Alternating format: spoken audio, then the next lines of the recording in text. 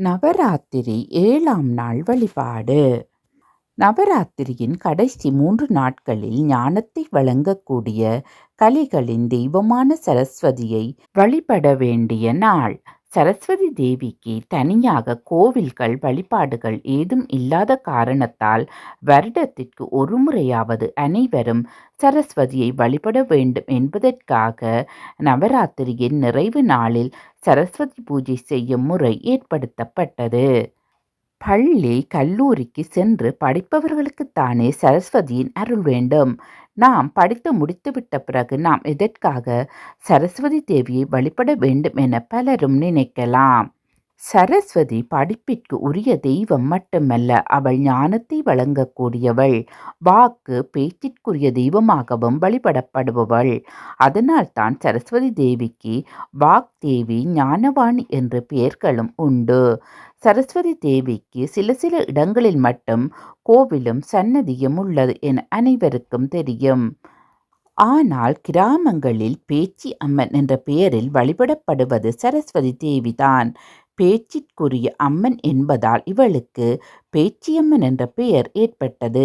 நம்முடைய பேச்சு நல்லதாகவும் நன்மை தருவதாகவும் அமைவதற்கு கலைவாணியின் அருள் வாழ்நாள் முழுவதும் அனைவருக்கும் வேண்டும். அதனால் நவராத்திரியின் 7ஆம் நாளில் சரஸ்வதியை எப்படி வழிபட வேண்டும் என்று இப்போது பார்ப்போம். 7ஆம் நாளில் அம்மனின் பெயர் சாம்பவி. கோலம் மலர்களால் சங்கு வடிவ கோலம். மலர் தாழம்பூ. இலை தும்பை இலை.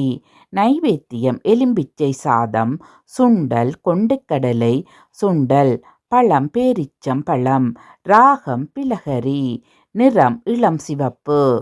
பலன்கள். நவராத்திரியில் 7ஆம் நாளில் அம்பிகையை வழிபடுவதால் குடும்பத்தில் அமைதி ஏற்படும். தீய குணங்கள் நீங்கும். துர்சக்திகள் நெருங்காது. மனம் வலிமை அடையும். தைரியம் உண்டாகும்.